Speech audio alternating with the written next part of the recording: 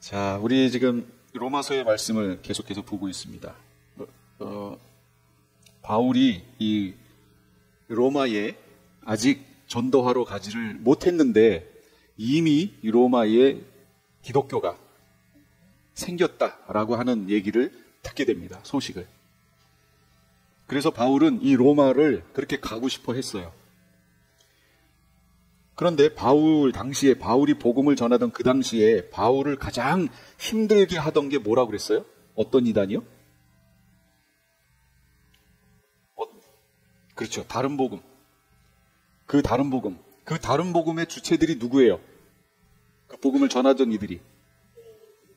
유대인 크리스찬. 지금으로 말하면 누구와 비슷해요? 예, 메시아닉 주. 유대인이면서 크리스찬인 이들이니까 비슷해요.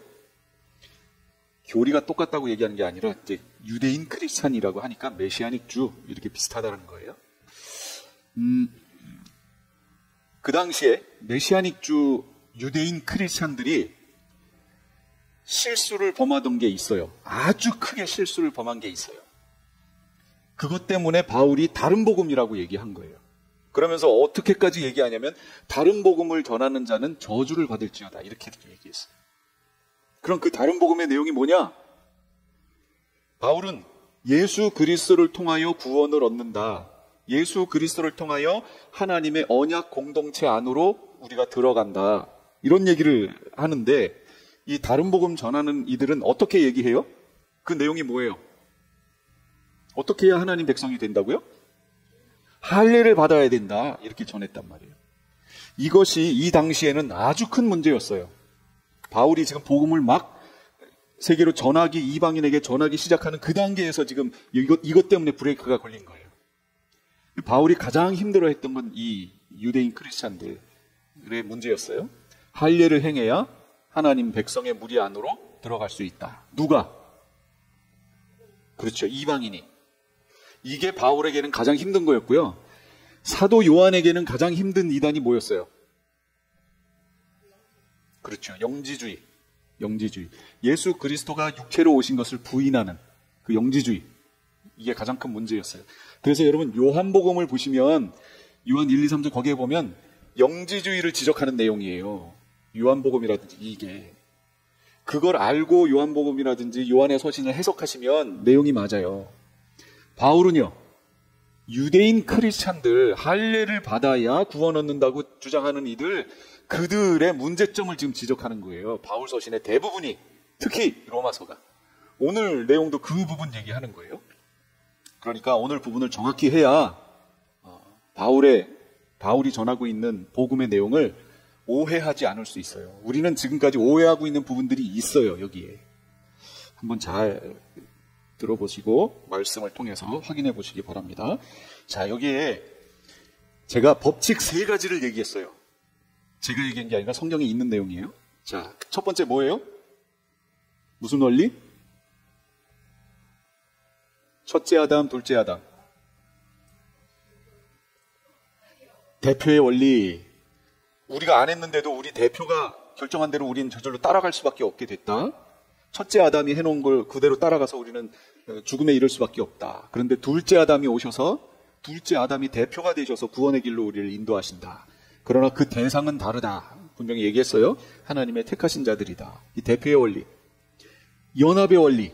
두 번째 게 연합의 원리. 됐지요? 그래서 여기 로마서 6장에는 이런 질문을 했었죠. 은혜를 더하게 하려고 여전히 죄 가운데 머물러 있어야 합니까? 그래야 돼요? 죄가 많은 곳에 은혜가 넘쳤다 그러니까 은혜를 그럼 넘치게 하려면 죄 가운데 거해야 되는구나. 이게 맞아요? 아니죠. 연합의 원리 때문에 그래요. 왜요? 우리는 예수 그리스도와 함께 죽었고 또 함께 살아났는데 어떻게 다시 죄 가운데로 우리가 계속 머물러 있을 수 있겠느냐? 안 된다. 그 얘기 아니에요. 그 원리. 자, 그 다음 원리는 뭐예요? 우리가 율법 아래 있지 않고 은혜 아래 있다고 해서 마음 놓고 죄를 지어도 된다는 말입니까? 돼요, 안 돼요? 안 돼요. 왜 안 돼요? 무슨 원리 때문에? 세 번째 원리.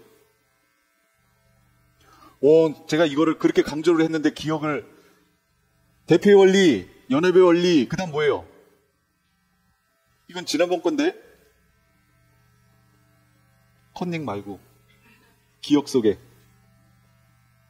그거 얘기했어요. 그게 뭐 때문에 나온 거예요? 그렇죠. 종의 원리. 이 세 가지 너무 중요해요. 기억하셔야 돼요. 대표의 원리, 연합의 원리, 종의 원리 기억하셔야 돼요. 꼭. 이 연장선상에서 모든 게 나와요. 지금. 자, 종의 원리를 얘기했어요. 누구에게 내가 순종하느냐에 따라서 그의 종이 되어버린다. 그러니 우리가 죄를 계속해서 지으면 누구의 종이 되는 거예요?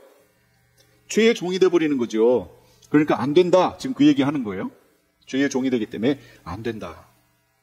자, 오늘 7장에는 이렇게 시작해요. 형제자매 여러분, 나는 율법을 아는 사람들에게 말을 합니다. 율법은 사람이 살아있는 동안에만 그 사람을 지배한다는 것을 알지 못합니까? 이 7장 1절 첫 구절부터 번역에 문제가 있으니까 여기를 해석하는데 혼선이 오는 거예요. 무슨 얘기냐면 율법의 헬라어는 노모스예요. 노모스. 그런데 그게 정확히 율법, 구약에 있는 토라에서 나오는 율법이라고 해석을 하려면 그 앞에 정관사가 붙고 노모스 이렇게 해줘야 돼요. 한마디로 영어에 더가 붙은 다음에 노모스 해야 된단 말이죠. the law 해야지 그게 율법이란 얘기예요. 그런데 오늘 7장 1절에 있는 나는 율법을 아는 사람들에게 말을 합니다 할 때의 여기 율법은 정관사가 안 붙었어요. 안 붙고 그냥 노모스 하면 뭐냐면 법이란 얘기예요. 법. 일반적으로 법. 근데 여러분 갖고 계신 NASB 그 영어 성경에도 다 the law로 해놨어요. 참 안타까운 거예요. 그러면 해석이 이상해져요. 왜 그런가 보세요. 자, 바울이 지금 이렇게 얘기하는 거예요. 잘 들어보세요. 자, 나는 법을 알고 있는, 여러분 법 다 알고 있죠? 법에 대한 구체적인 내용은 몰라도 법이 뭔지를 알고 법 테두리 안에 있잖아요. 내가 이런 행동, 운전하면서 이런 행동을 하면 이거는 법을 어긴 거다. 뭐 이 정도는 다 알잖아요. 기본적으로. 그러니까 법을 아는 그 사람들에게 말을 합니다. 지금 바울이 얘기하는 거예요. 그러면서 율법은 나오는데 이것도 율법이 아니고 법이에요. 법은 사람이 살아있는 동안에만 그 사람을 지배한다는 것을 알지 못합니까? 그렇죠. 예를 들면 어떤 사람이 죄를 지었는데 죄를 지어서 걸렸어요. 그래서 검찰에서 이 사람을 공소를 했어요. 공소가 뭐냐면 죄가 있으니까 이렇게 재판을 해주세요 하고 재판부에 올리는 걸 말하는 거예요. 그게 공소했다고 그러는 거예요. 재판에 넘겼다. 그 얘기를 하는 거예요. 그랬는데 이 사람이 재판을 받다가 죽었네. 그럼 그 재판 어떻게 돼요? 재판해요? 끝나요? 끝나요. 왜 끝나요? 죽었으니까. 근데 죽었으니까 법적으로 뭐 때문에? 법적인 뭐 근거가 있어야 될 거 아니에요. 그걸 법적으로 뭐라고 불러요? 공소권 없음. 공소할 수가 없잖아요. 그 사람이 없어졌으니까. 그래서 지금 법을 아는 여러분에게 나는 이 글을 씁니다. 지금 이렇게 얘기하는 거예요. 바울이. 이제 의미를 이해하셨죠? 법이 그렇다고. 법이 그래요. 자, 그 상황에서 오늘 바울은 율법과 우리와의 관계를 지금 설명하고 싶은 거예요. 이제 바울이 예를 하나 들어요. 무슨 예를 드냐면 부부 관계를 예를 드는 거예요, 지금. 그런데 이 글이 쓰여진 문화적 배경은 지금으로부터 2000년 전이에요. 2000년 전이면 지금 문화하고는 좀 다르죠. 그 당시는 남성 중심의 사회였잖아요. 그러니까 이걸 쓸 때도 남성 중심의 글을 썼어요. 모든 사람이 그렇게 문화 안에서 그렇게 이해하고 있으니까 바울이 그 상황을 가지고 설명했단 말이죠. 어떻게 설명했냐면 남녀 부부가 있다. 어떤 여인이 결혼을 했는데 남편과 이렇게 같이 있는데 이 여인이 다른 남자에게 가면 이 여인은 어떻게 된 거예요? 무슨 죄를 지은 거예요? 간음. 근데 왜 간음죄를 졌죠? 왜 간음이라고 그러죠? 그렇죠. 이 둘 사이는 부부라고 하는, 여기서는 지금 남편의 법이라고 설명했어요. 남편의 법에 묶여 있는데 다른 남자에게 갔으니까 남편의 법을 어긴 거잖아요. 그래서 그걸 간음이라고 부르는 거예요. 그런데 만약에 이 남편이 죽었다고 해보자고요. 그러면 이 여인은 더 이상 남편의 법에 묶여 있을 필요가 없지요. 그러니까 다른 남자에게 가도 간음이에요, 아니에요? 아니에요. 똑같은 행동을 했는데 내가 어느 법 아래에 있느냐에 따라서 범죄가 되고 어떤 건 범죄가 안 되죠. 자유로워지잖아요. 그걸 가지고 지금 설명하는 거예요. 그걸 요즘 우리식으로 이 문화에 맞게 설명해봐요. 부부가 있어요. 아까는 제가 남편 중심이라고 그랬죠. 그런데 남편 중심이 아니라 요즘에는 여자만 뭐 간음하는 건가요? 남자는 안 해요? 지금 그런 상황이잖아요. 자, 그걸 제가 여기 그림으로 보여드릴게요. 자, 우리 이 그림은 부부를 얘기하는 거예요. 저 가운데에 사슬로 묶였어요. 뭐냐면 부부라는 관계로 묶였다. 그 얘기를 지금 설명한 거예요. 이 둘은 부부의 법에 묶였어요. 그렇죠? 자, 이게 이제 자연스러운 그림이에요. 자, 이게 뭐냐면 이렇게 설명할 수 있다는 거예요. 지난주에 보여드린 거. 우리는 죄라는 것에 묶여있는 꼭두각시라고 설명했죠. 그 상태에 우리가 있었어요. 저게 자연인 상태의 모습이에요. 저 모습이. 그런데 저걸 결혼관계로 설명하면 이렇게 설명할 수 있어요. 죄와 우리가 결혼관계예요. 결혼. 사슬, 이게 결혼관계가 묶였다는 거예요. 자, 이렇게 돼 있는데 이걸 설명하기 전에 지금 우리가 읽은 이 내용을 통해서 이렇게 보면 마치 뭐처럼 느껴지냐면 앞에를 율법이라고 해석하고 이 내용을 쭉 읽다 보면 아, 남편이 율법이구나. 이렇게 읽게 된다는 거예요. 성경을, 로마서를. 여러분 그렇게 안 읽었어요? 그렇게 안 읽은 것처럼 이게 나는 아닌데 이렇게들 생각하시는데요. 전통적 해석이 그렇게 돼요. 남편을 율법이라고 놓고 해석한다는 거예요. 그렇게 해석하는데 여러분 그렇게 해석하면 앞뒤가 안 맞아요. 여기서 지금 비유해서 바울이 뭐라고 그랬어요? 남편이 죽었는데 그러잖아요. 율법이 죽었어요? 여러분 율법이 죽어요? 안 죽잖아요. 그러니까 그렇게 1대1로 놓고 해석하면 안 된다는 거예요. 어떻게 해야 되느냐? 죄가 지금 6장에서부터 연장선상에서 지금 설명하는 거 아니에요.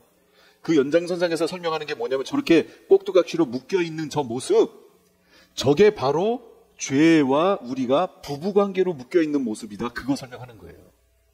왜 제가 죄 위에다가 왕관을 놨을까요? 왕관을 그려놨을까요? 그렇죠. 죄가 우리를 다스린다고. 죄가 우리에게 왕노릇한다고. 그럼 우리는 뭐예요? 종노릇. 그래서 제가 이렇게 무릎 꿇고 있는 걸로 한 거예요. 표현을. 우리는 종노릇하고 있고 죄는 왕노릇하고 있다고요. 저 관계. 그러면 이 위에는 부부의 법이 딱 기록이 돼야죠. 그런데 저게 무슨 법이에요? 그 법을 율법이라고 얘기한다. 저 위에서 율법이 그 관계에 그걸 정확하게 맺어놓고 있다고.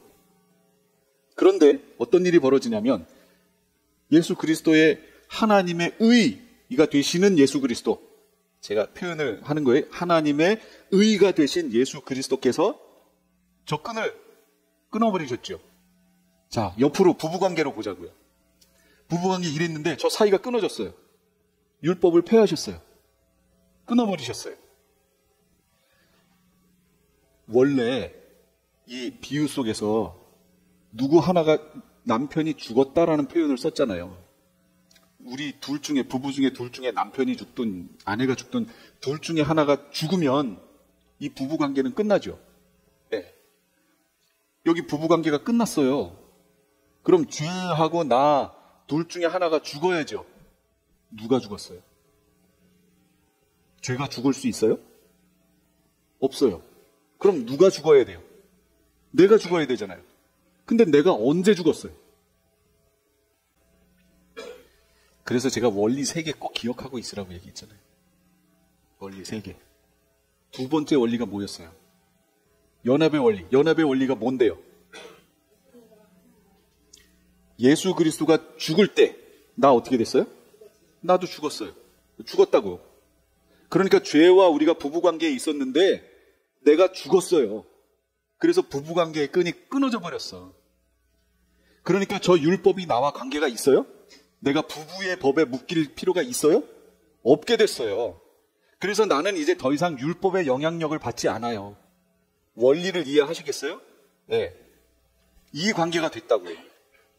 그래서 이렇게 돼 있든 내가 끊어짐으로 율법이 더 이상 나와 관계가 없게 됐어요. 죽었어. 이제 내가 율법에 대해서 죽었어요. 죽었다는 건 관계적인 의미라고 그랬죠, 제가. 관계가 단절됐어요.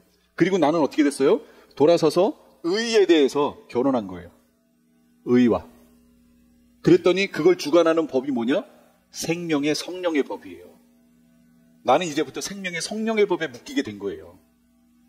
내가 누구랑 결혼했다고요? 근데 성경에서는 이게 아니잖아요. 누구였어요? 성경에서는 예수 그리스도. 제가 그래서 아까 하나님의 의가 되시는 예수 그리스도라고 제가 설명을 했죠. 저기서 말하는 의는 바로 예수 그리스도를 말하는 거예요. 저게 유일하신 하나님의 의를 말하는 거거든요. 하나님의 의가 되신 예수 그리스도, 그분과 우리는 결혼했어요. 그런데 사실은 결혼했어요라고 설명하면 안 돼요. 결혼식을 언제 해요? 예, 할 거예요. 그럼 지금은 뭔데요? 예, 약혼 상태. 아직 결혼식을 안 올렸어요. 결혼식 전이에요. 약혼 상태예요. 구약에서는 결혼을 하면 결혼 그 흐름 속에 결혼하기 전에 약혼을 먼저 해요. 그리고 약 1년 동안 떨어져 지내면서 그 사이에 신부는 신부 준비하고 신랑은 함께 살 처소를 준비해요. 아버지 집에 가서. 이게 구약 결혼의 원리예요. 이거는 우리 계시록 할 때 다 했으니까 아시죠? 지금 우리는 어떤 단계예요? 예, 그 1년이라는 기간, 그 단계라고요. 그러니까 우리는 기다려야 돼요. 누구를? 신랑이 올 때까지. 신랑이 우리가 거할 처소를 마련하고 다시 오실 때까지 우리는 기다려야 돼요. 이거 어떻게 기다려야 돼요? 어떤 상태로? 순결하게. 그런데 마리아가 애를 가졌대요. 요셉에게 들리는 소문이잖아요. 정혼한 마리아가 애를 가졌대요. 그런데 요셉은 자기는 그런 적이 없어요. 그러면 마리아에게 있는 그 아이는 누구라고 생각할 수 있죠? 그렇죠. 당연히 마리아는 어땠다고 생각하는 거예요? 바람폈다. 순결을 잃어버렸다. 요셉은 얼마든지 그렇게 생각할 수 있죠. 그런데 요셉에 대한 평가가 요셉은 의로운 사람이라. 이 사건을 드러내지 않고 가만히 이제 끝내려고 한 거예요. 그런데 꿈속에서 천사가 와서 내 아내 마리아 데려오기를 무서워하지 말라.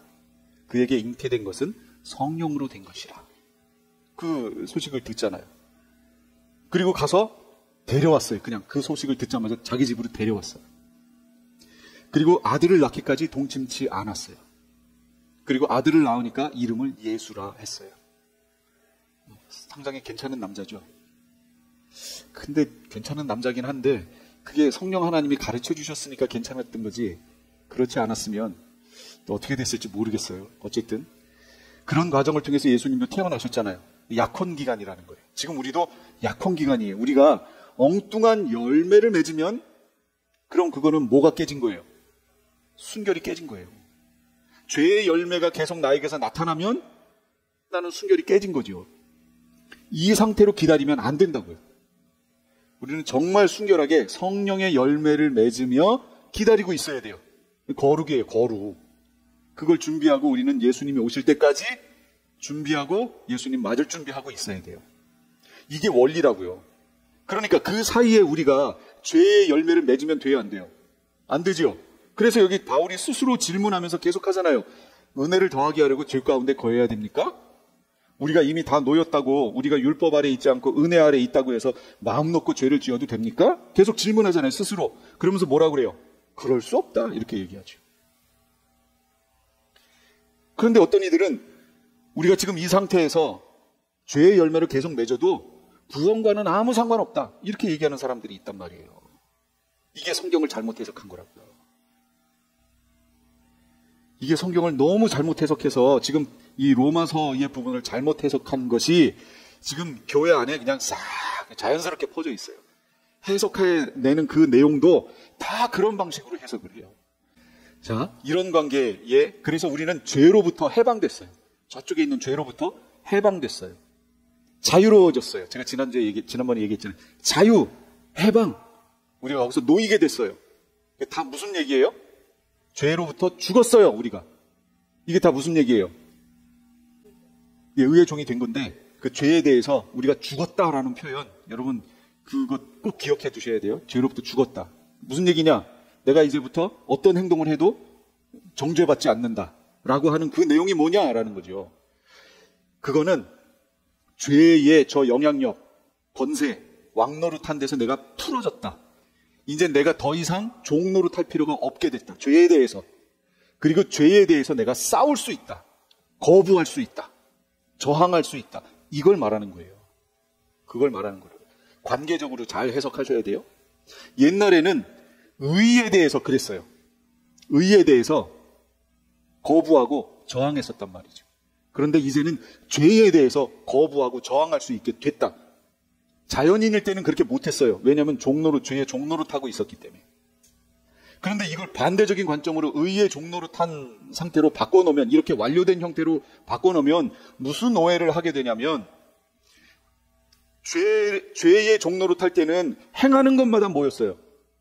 죄였죠. 그러면 지금 여러분이 의와 결혼하면은, 의의 종노릇하면 여러분 행하는 것마다 의예요? 지금? 아니잖아요. 그러니까 완료가 안 됐다고. 아직 결혼관계가 완료가 안 됐다고요. 결혼식은 예수님 오실 때 하는 거예요. 지금은 제가 약혼기간이라고 그랬잖아요. 그럼 이 약혼기간의 특징이 뭐냐? 자유의지라는 거예요. 자유의지. 내가 죄를 선택할 수도 있고 의를 선택할 수도 있는 자유의지의 상태라는 거예요. 이해가 되셨죠? 그래서 나는 매사 모든 것을 성령 하나님이 성령의 법이 인도하는 대로 순종하여 의를 선택하는 쪽을 여러분 선택하셔야 된다는 거예요. 그렇게 살아가야 된다는 거예요. 그렇게 주님 오심을 준비해야 된다는 거죠. 거룩으로. 그런데 우리가 때로 그렇게 못할 때가 있다. 그러면 어떻게 해요?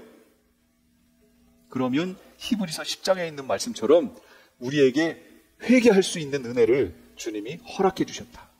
그러므로 끊임없이 반복해서 회개하며 그렇게 나아가는 것이다. 주님 앞에. 자, 그러면 이 부분을 통해서 우리가 이런 질문을 해볼 수가 있어요. 그러면 율법과 죄가 무슨 관계지? 라는 거예요. 율법과 죄가 무슨 관계지? 그러면 이런 이미지로 보면은 율법이 좋게 보여요? 안 좋게 보여요? 안 좋게 보여요. 그래서 바울이 오늘 7절에 그러잖아요. 그러면 우리가 뭐라고 말해야 됩니까? 율법이 죄입니까? 하고 묻잖아요. 율법이 죄예요? 아니죠. 율법은 죄가 아니에요. 그래서 이 시간에는 율법에 대한 얘기를 좀 해보려고 해요. 율법. 율법이 있기 전에도 죄가 있었어요, 없었어요? 있었어요. 그때는 죄를 죄로 알지 못했어요. 죄를 죄로 알지 못하고 행하니까 뭐가 없어요? 죄책감 없어요. 양심의 가책도 없어요. 그걸 죄로 알지 못하고 그냥 하니까. 그래서 구약에는 누가 나한테 어떻게 해가지고 눈을 쳐서 한쪽 눈을 못 쓰게 만들었어요. 그러면 율법에는 뭐라고 그랬어요? 예, 눈에는 눈. 그 사람의 눈. 이거 못 보게. 거기까지였어요. 그런데 그 당시 있었던 사람들은 어떻게 했어요? 눈 이렇게 했는데 그 사람의 목숨을 해야 하는 거예요. 가차없이 죽이는 거예요. 그게 너무 당연시되어 있다고요. 자기네 어떤 것이 피해를 입으면 그냥 가차없이. 그게 그 당시에 있었던 사람들의 일반적인 행보였다고요. 그러니까 율법에서 눈에는 눈, 이에는 이라고 말한 것이 그 당시 문화권에서는 뭐예요? 그게 사랑이에요. 그게 사랑의 수준이라고. 거기까지만 해 라는 거예요. 여러분, 지금 우리의 인식 속에서 있는 관점을 가지고 율법의 그 부분을 보시면 여러분 사랑이라고 느껴요? 뭐라고 느껴요? 잔인하다고 느끼죠. 저 사람이 어떻게 하다가 내 다리를 부러뜨렸어요. 그럼 내가 가가지고 그 사람 다리를 부러뜨려야 돼요. 이게 사랑이에요? 일반적으로 우리가 아는 수준이 아니잖아요. 그런데 그 당시는 그게 사랑이었다고. 왜냐하면 그걸 오버하니까. 그냥 죽여버리니까. 그리고도 양심의 가책이 없으니까. 왜 그랬을까요? 법이 없어서. 기준이 없으니까 자기들 맘대로 하는 거예요. 하고서도 뭐가 없다고요? 죄책감, 양심의 가책, 이게 없어요. 그게 없으면 없어도 되는 거 아니에요? 지금보다 훨씬 좋지 않았어요? 죄 짓고 죄책감도 없고 그냥 살아가면. 뭐가 가장 큰 문제예요? 그거 없는 게? 죄책감도 없고 양심의 가책도 없고 죄에 대한 자각도 없고 그게 뭐가 문제예요? 문제가 없으면 그냥 두면 되잖아요. 문제니까 그걸 건드리신 거 아니에요? 그게 뭐가 문제예요, 그게? 그러니까 죄. 그게 뭐가 문제예요? 그거에 대해 가책이 없다니까요? 얘도 가책 없고 쟤도 가책 없어요. 그냥 막 그러고 사는데. 하나님이 왜 아담과 하와를 에덴 동산에서 쫓아내셨어요? 하나님은 거룩하신 분인데 그 거룩하신 분이 죄를 품은 자들과 영원히 같이 있을 수 없잖아요. 그 죄를 품은 상태에서 하나님 앞에 나아가면 멸이에요, 멸. 그러니까 에덴 동산에서 아담과 하와를 쫓아내신 게 그게 하나님 사랑이라고요. 왜 쫓아내신 거예요? 예, 죄를 해결하려고. 해결해야 영원히 살 거 아니에요. 그래서 해결하기 전에 영원히 같이 있을 그 복음을 제시하시잖아요.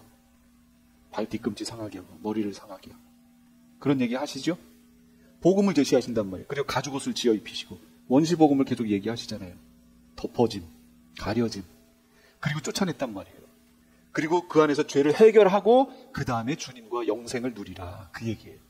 그러니까 죄책감을 느끼지 못하면, 죄는 있는데 죄책감을 느끼지 못하면 뭐가 문제냐? 하나님께 나갈 수가 없어요.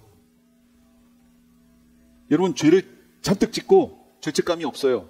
그런데 죄는 있어요. 그 상태로 여러분 하나님 앞에 가면 어떻게 된다고요? 멸. 예. 나 앞에 나갈 수가 없어요. 그 문제를 해결해야 되잖아요. 그러면 어떻게 해결해야 될까요? 우선 네가 행하고 있는 그 행위가 죄다라는 것을 알려줘야 되잖아요. 그렇죠? 율법이 있기 때문에 죄가 무엇인지를 알게 되는 거지요. 탐심, 탐내지 말라라는 그 말씀이 있었으니까 다른 사람의 것을 탐하는 이 마음이 죄구나라는 걸 알게 된다는 거죠. 탐심, 남의 것을 탐내지 말라라는 그 말씀이 없었으면 어떻게 돼요? 탐내지 말라. 이걸 몰랐으면, 없었으면 그 당시는 어땠다고요? 자기 힘의 논리에 의해서 그냥 뺏었다고요. 그리고 죄책감이 없어요. 이게 당연한 거야. 힘센 사람이 약한 사람 뺏어서 종 삼고 자기네 걸로 삼는 거 당연한 거죠. 그 당시는. 율법이 있기 전 생각해 보세요. 지금부터 약 4,000년 전 얘기하는 거예요. 생각해 보세요. 그렇게 살았잖아요. 율법이 있으니까 이게 죄라는 거구나를 알게 된다는 거예요. 율법이 있기 전에도 죄는 존재했어요. 율법이 주어지기 전에도 여전히 사망이 있었던 것을 보면 알 수 있지요. 율법이 주어지기 전에 그 사람들도 다 사망했잖아요. 죽었잖아요. 그걸 보면 사망은, 죽는 것은 죄 때문에 나오는 현상이잖아요. 그러니까 그때도 죄가 여전히 있었구나. 그런데 뭐가 문제라고요? 죄를 몰랐다. 죄는 율법을 통해 범죄를 이루는 거예요. 제가 죄와 범죄가 다르다고 얘기했죠? 죄가 더 큰 개념이고 범죄는 법을 어기는 걸 범죄라고 얘기하지요. 율법 있기 전에도 죄라는 건 있었지만 율법을 주신 이유는 범죄를 더 늘어나게 하기 위해서 주신 거예요. 범죄가 늘어나면 내 속에서 죄책감이 일어나고 양심의 가책을 받아요. 그걸 받아야 내가 죄인이구나를 깨닫고 이 죄를 해결할 길을 찾게 돼요. 그게 누구예요? 예수 그리스도. 1년에 예수 그리스도께로 인도하는 이 과정을 율법이 하는데, 이걸 그래서 성경에서 뭐라고 얘기한다고요? 율법이 뭐라고요? 몽학선생, 초등교사, 이렇게 설명하잖아요. 율법이 말하기 전 죄가 우리 속에 잠복해 내재되어 있어요. 율법이 주어지니까 죄가 자극을 받아서 깨어나서 활동하기 시작해요. 그러니까 이런 거죠. 범죄 예방 프로그램, TV에 보면 이런 범죄가 있었다라는 것을, 그 범죄를 보여주지요. 재구성해서 보여주잖아요. 그걸 보여주는 이유가 뭐예요? 이런 경우도 있으니 이걸 보는 사람들은 조심하십시오. 이거잖아요. 이걸 원해서 그 방송을 보여주는 건데, 그런데 어떤 이들에게는 뭐라고요? 모방이 돼버린다고. 아, 저렇게 하면 되겠구나. 이렇게 된다는 거죠. 모방을 하게 된다는 거예요. 유치소에 감옥에 집어넣으면 그 다음 어떻게 돼서 나와요? 더 지능형 범죄자가 돼서 나와요. 왜냐면 그 안에 있는 선배들이 방법을, 야, 이 바보야, 그거 그렇게 하는 게 아니지 하고 기술을 더 가르쳐 주는 거예요. 그 기술을 더 배워가지고 나오는 거예요. 그러니까 한 번에 안 끝나. 1범이 없어.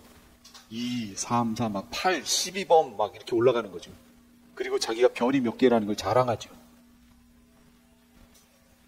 율법을 주신 것은 그게 죄니까 그 죄를 짓지 말고 그걸 해결하기 위해서는 예수 그리스도께 와야 된다.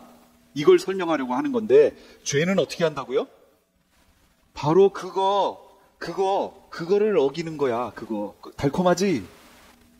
그거를 선악과로 놓고 보암직도 하고 먹음직도 하고 이렇게 지혜롭게 할 만큼 탐스럽게 생기게 우리에게 건네주는 거예요. 우리는 예방했어야 되는데 그걸 모방을 해버리는 거예요. 저질러버리는 거예요. 율법의 원래 목적은 레위기 18장 5절에 있어요. 제가 읽을 테니까 잘 보세요. 그러므로 너희는 내가 세운 규례와 내가 명한 법도를 지켜라. 어떤 사람이든 이것을 지키기만 하면 그것으로 그 사람이 살 수 있다. 나는 주다. 율법의 원래 목적이 뭐라고요? 우리를 살게 하기 위해서. 레위기 18장 5절. 어떤 사람이든 이것을 지키기만 하면 그것으로 그 사람이 살 수 있다. 그런데 가능해요? 그게 불가능해요. 그러니까 생명으로 인도해야 할 그 계명이 도리어 죽음으로 인도하는 것이 되었다 하고 10절에 얘기해 주는 거예요, 바울이. 생명으로 우리를 인도했어야 될 그 계명이 도리어 우리를 죽음으로 인도하게 됐다. 왜요? 로마서 8장 3절. 율법이 육신으로 말미암아 연약하여 할 수 없는 그것을 하나님은 하시나니. 왜 안 된다고요? 우리 육신의 연약함 때문에 안 된다고요. 율법 자체가 나쁜 게 아니고 율법은 선한 것인데 이걸 하나님이 우리를 살게 하기 위해서 주셨는데 이것이 우리 육신의 연약함 때문에 그 율법의 성취를 이루지 못했다. 그런데 이것을 이루신 분이 계시다. 그게 누구라고요? 예수 그리스도. 그걸 이루셨어요. 단 한 분이에요. 그 하나님의 의를 이루신 분. 그러므로 이것을 보건대 율법의 속성은 어때요? 거룩하며 계명도 거룩하고 의롭고 선하다. 여기서 계명은 뭘 말하는 거냐면 율법의 조항들을 말하는 거예요. 그것들은 다 거룩하고 의롭고 어떻다고요? 선하다. 그런데 마귀가 그걸 사용해서 우리를 죄 가운데 집어넣고 있다. 그런데 우리는 예수 그리스도를 통하여 그 관계가 청산됐다. 우리는 의와 결혼을 예약해 놓았다. 그러므로 이제 우리는 어떻게 해야 된다? 생명의 성령의 법에 의해서 살아야 된다. 그렇게 살면서 준비해야 나중에 예수님 오셨을 때 온전한 결혼식에 참여할 수 있다. 그렇게 하지 못하면 뭐가 문제냐면 결혼 예복을 준비하지 못해요. 결혼 예복이 뭔데요? 계시록에 가면 흰 세마포 옷을 주셨는데 이 세마포 옷은 성도들의 뭐라고요? 옳은 행실이라. 행위 말하는 거예요. 행위.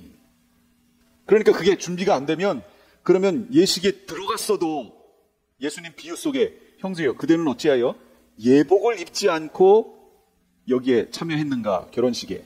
그 사람이 뭐라고 그래요? 유구무원이언을 말할 말이 없어요. 그러니까 뭐라고 하세요? 수족을 묶고 바깥 어두운 데 쫓아내라. 이렇게 얘기하시잖아요. 우리는 약혼 상태예요. 생명의 성령의 법이 가르쳐주는 대로 우리는 살아야 돼요. 그래야 예복을 준비할 수 있어요. 그리고 예수님 오실 때 그 예복을 흰 예복을 받아서 결혼 예복을 입게 되는 거예요. 그걸 입어야 결혼식에 들어갈 수 있습니다. 지금 우린 그 상태예요. 그런데 행위가 상관없다고요? 구원 얻는데 행위가 상관없다고요? 여러분 말이 안 된다니까요. 성경을 잘못 해석하면 그렇게 돼요. 11절에 보니까 죄가 계명을 통하여 틈을 타서 나를 속이고 또 그 계명으로 나를 죽였습니다. 무슨 계명으로? 율법의 계명으로. 율법 자체는 좋은 건데 틈을 타서 나를 속이고 그 계명의 조항으로 나를 죽였다. 그 얘기예요. 누가? 죄가. 그러므로 우리는 어떻게 해야 돼요? 깨어 있어야 돼요. 지금 나를 유혹하고 속이고 있는 이것이 뭔지를 제대로 알아야 된다는 거예요. 그래서 이걸 깨닫고 나니까 바울이 이제 다음번에 할때요. 오라, 나는 곤고한 사람이로다. 선을 행하기 원하는 내 속에 죄가 함께 있는 거예요, 악이. 이 자신을 보면서 아이고야, 이거 어떡하냐. 곤고한 사람이다. 비참한 사람이다. 이렇게 얘기하는 거예요. 여러분 속에 같이 있나요? 예. 선을 행하기 원하는 여러분 마음속에 악이 함께 있죠. 그러니까 우리가 지금 이렇게 고민하는 거 아니에요. 때로는 이 악을 쫓아갔다가 괴로워하기도 하고, 또 회개하고, 다시 선을 쫓아가고, 그러다 또 실수해서 이쪽 쫓아갔다가 괴로워하고, 또 회개하고. 예, 이게 반복이에요. 어쩔 수 없어요. 우리에겐 자유의지가 있기 때문에 그래요. 그러니까 죄가 우리에게 틈 타지 못하도록 여러분 틈을 주시면 안 돼요. 어떻게 하면 틈이 생길까요? 문을 열면 틈이 생기죠. 죄에 대해서 문을 삐끔히 저게 뭐지 하고 이렇게 열면 틈이 생긴 거잖아요. 아예 죄된 것들을 바라보지 말아야 돼요. 우리는 어떻게 해야 돼요? 기도해야죠. 기도하는 삶을 살아야 빼끔히 여는 거 그거 안 한다고. 근데 기도를 안 하면 빼끔히 죄 그쪽이 유혹이 되거든요. 거기에 달콤하거든요. 그러니까 열기 시작한다는 거예요. 틈을 주면 안 돼요. 말씀으로 채워야죠. 하나님의 것으로 우리를 채우면 틈이 안 생겨요. 그런데 신앙에 방심을 하잖아요. 나는 이미 서 있다 라는 방심을 하는 순간 그게 틈이 생긴 거예요. 여지없이 공격당합니다. 그리고 그냥 밀려오지 않아요? 죄는 우리를 속여요. 정직하게 오지 않아요. 정직하게 오면 하나님이게요. 우리를 속여요. 그러니까 우리가 속아 넘어가지 않도록, 속아 넘어가지 않으려면, 거짓과 대항하려면 우리가 뭘 알아야 돼요? 진리를 알아야죠. 진리를 알아야 거짓과 대항할 거 아니에요. 그래서 끊임없이 말씀 앞에 깨어 있어야 돼요. 그리고 말씀 공부하시고 스스로 하시고 끊임없이 하셔야 돼요. 하나님의 말씀을 알아갈수록 더욱 내 자신의 부족한 모습이 드러나게 되고 자기 자신에 대해 실망하게 돼요. 그러면 하나님께 의지하게 되죠. 하나님이 의도하신 거예요. 율법을 주셔서 우리를 그렇게 되도록 의도하신 거예요. 우리의 소망을 오직 예수 그리스도께 두셔야 됩니다. 자, 여기 보세요. 저 율법, 저걸 뭐라고 얘기했냐면 문자에 얽매인 낡은 정신이라고 얘기했어요. 여러분, 율법 자체가 나쁜 거예요? 아니에요. 율법 자체가 나쁜 건 아니에요. 그런데 하나님을 섬길 때는 저 율법으로 문자에 얽매인 낡은 정신이라고 오늘 몇 절에 그랬어요? 13절에 나와 있죠. 6절인가요? 그러나 지금은 우리를 올감했던 것에 대해서 죽어서 율법에서 풀려났습니다. 그래서 우리는 문자에 얽매인 낡은 정신으로 하나님을 섬기지 않고 성령이 주시는 새 정신으로 하나님을 섬깁니다. 성령이 주시는 새 정신. 생명의 성령의 법이에요, 저게. 문자에 얽매인 낡은 정신. 여러분, 이 부분은 묵상해 보셔야 돼요. 그래서 구약에 있는 내용들이 제가 예언적 원근 통시법으로 우리 가운데 먼저 성취됐다고 얘기했죠. 그런데 그 모든 구약에 있는 내용들은 반드시 신약에 와서 확인하셔야 돼요. 신약에 어떻게 성취됐는지. 구약에서는 그냥 하라 이렇게만 나와요. 그런데 그것이 신약에 오면 그 의미까지 드러나요. 그래서 구약에 말씀하셨던 것이 온전하게 드러나는 것은 신약에 와서야 온전하게 드러나는 거예요. 그러니까 신약에 와서 반드시 구약에 있던 내용들을 확인하셔야 돼요. 그런데 구약에는 설명이 없이 그냥 하라라고만 나와요. 문자에 얽매인 거예요. 문자적으로 설명한다고요. 예를 들면 계시록 할 때도 우리가 계속 하는 부분이에요. 자, 안식일 날 우리가 예배해야 돼요. 구약에서는 언제 하라고 그랬어요? 안식일 날 하라고 그랬죠. 근데 지금 우리 안식일 날 해요? 우리 언제 해요? 주일에 해요. 그럼 이거 뭐 문제 있는 거죠? 구약에서는 안식일에 하라고 그랬죠. 우리는 주일에 해요. 제가 이거 하와이에서 주일이라고 썼다가 그냥 저희 하는 가게 문에다가 주일은 쉽니다. 이거 영어로 이제 롤스데이 뭐 쭉 썼어요. 그 다음 월요일 날 가가지고 손님 중에 한 명이 안식교 교인이 있었나? 이 안식교 교인이 자기한테 주님의 날은 토요일인데 그날 쉰다고 해놓고 왜 일요일 날 썬데이에 쉬었냐고 막 따지는 거예요. 제가 없을 때 이제 막 따졌나 봐요. 그래가지고 제가 갔더니 왜 그런 걸 써놔가지고 막 다툼이 났었다고 막 그러더라고요. 어쨌든 우리는 지금 일요일이 주일이지요. 그러면 우리는 어떻게 해야 될까요? 안식일 날 해야 될까요? 썬데이에 해야 될까요? 예배 언제 해야 돼요? 여러분 한번 생각해 보세요. 제가 계시록 할 때 제가 다 얘기했는데 여러분은 다 잊어버리셨죠? 잊어버리셨죠? 안식일을 하나님이 왜 주셨는지를 알면 되잖아요. 왜 주셨는지. 그러면 이제 성경을 찾아야죠. 지금 안 찾을게요. 이미 아시는 분들은 아시겠으나 성경을 통해서 여러분이 찾고 확인하시라고 제가 그냥 두는 거예요. 이런 식으로 여러분 절기, 구약에서 절기 얘기했어요. 우리 지난주에 장막절 했단 말이에요. 얼마나 재밌었어요? 좋았죠? 그런데 여러분 장막절을 지키긴 했으나, 절기를 지키긴 했으나 성경에 있는 대로 했나요? 일주일 내내 텐트에서 자고 막 이래야 되는데 여러분 그렇게 하셨어요? 안 하셨잖아요. 그럼 성경 있는 대로 안 했네? 그러면 문제 아니에요? 근데 우리는 대단히 만족하고 있잖아요. 이거 어떻게 해야 돼요? 하나님은 내가 말한 대로 안 지켰다 그러시는데 우리는 너무 좋아가지고 뭐가 이상한 거 아니에요? 그러니까 이런 부분 생각해 봐야 된다는 거예요. 월삭이 뭐예요? 월삭. 아니죠. 첫날이죠. 첫. 그 월의 첫날이죠. 여러분 그 구약에서는 월삭 지켰죠? 왜 안 지켜요? 그러면 뭔가 지금 문제잖아요. 음식. 돼지고기 여러분 맛있죠? 오늘 아침에 먹은 게 돼지고기인가요? 제가? 아니에요? 어쨌든 돼지고기 맛있게 먹잖아요. 그거 먹지 말랬는데 왜 먹어요? 그러고 보면 우리 입장에서 보면 구약에서 얘기하고 있는 거 하나도 지금 안 지키고 있는 거예요. 지금 뭔가 문제가 있죠? 구약적인 관점으로 보면 우리 지금 문제 있잖아요. 그런데 문제 없어요. 진짜로 문제가 없어요. 문자의 얽매인 관점으로 보면 문제가 있게 보여요. 그런데 성령이 주시는 새 정신으로 보면 문제가 없어요. 이거를 이것 지금 구약, 이 로마서의 이 내용들이 이 부분을 지금 설명하는 건데, 희한하죠? 왜 다시 구약으로 가죠? 그러면 문제가 있다고요. 제가 이 바울이 가장 힘들어했던 게 뭐라고 그랬어요? 누구 때문에? 유대인 크리스찬이라고 얘기했잖아요. 이방인들은 문제가 안 돼요. 여기 왜 문제가 안 되냐면 아예 모르기 때문에. 문제는 안다고 하는 데에서 문제가 생기는 거예요. 예수님이, 하나님이 복음을 확장시키셨잖아요. 그 확장시켜주신 그 복음의 내용을 알면 문제가 안 되는데 다시 이쪽으로 방향성을 이쪽으로 틀어버리면 예전에 문자의 얽매인 낡은 정신으로 돌아가는 현상이 나타난다는 거예요. 제가 그 예전에 했던 그 하나님 나라에 대한 얘기도, 그 다음에 이스라엘을 어떤 관점으로 볼 것인가 하는 얘기들 많이 했죠.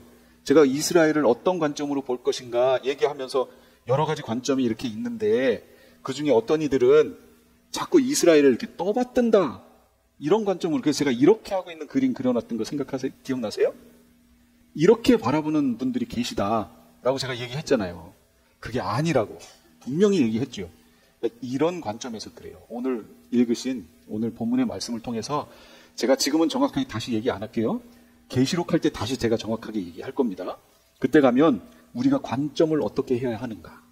제가 지금 이렇게 얘기하니까 우리 오후에 하는 그 장로님 통해서 배우는 이스라엘에 대한 그거를 지적하는 것처럼 여러분 생각하시면 안 돼요. 그거 아니에요. 네, 진짜로 그거 아니에요. 어떤 이들이 무작정 이스라엘로 틀어지더라라는 거죠. 무작정. 이런 부분이 문제다라는 거예요. 왜 그 커머스에 갔을 때 거기에 오신 분이 이스라엘을 축복해야 우리가 축복받습니다 하면서 막 어떤 장로님인가 어떤 분이, 저는 너무 이상했어요. 그 말 자체가 틀렸다는 게 아니라 이 사람이 그거를 얘기하는 의도가 이스라엘이 우상이 된 거 아니에요, 지금. 우리가 복 받으려면 이스라엘의 복을 빌어야 됩니다, 이렇게. 이 관점이 된 거 아니에요, 지금. 그러니까 관점이 뭐가 틀어졌다라는 거예요, 지금. 그런 부분을 지적하는 거예요. 일부 어떤 이들이 그냥 이쪽으로 너무 치우쳐서 예언적 원근 통시법에 의해서 우리에게 하나님이 이루어 주신 것들을 바라보지 않고 과거로 돌아가는 관점을 자꾸 취하더라. 이걸 지금 말하는 거예요. 이걸 바로 잡아주는 게 지금 바울이라고요. 바울은 2000년 전에 그 싸움을 싸운 거예요. 2000년 전에. 지금 우리는 이걸 보면서 우리도 이 부분에 대해서 정확하게 정리를 하시고 말씀 앞에 깨어나시는 우리 성도님들 되시기 바랍니다. 기도하겠습니다.